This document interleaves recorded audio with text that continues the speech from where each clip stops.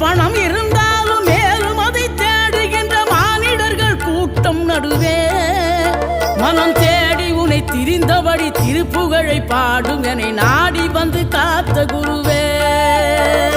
ஆசை எனும் தூண்டிலே மாட்டிக்கொண்ட என் மனதை இதமாக மீட்ட முருகா, மோகமெனும் தீச்சுழலில் முங்கிவிட இருந்த என்னை முழுதாக காத்த இறைவா, முழுதாக காத்த இறைவா.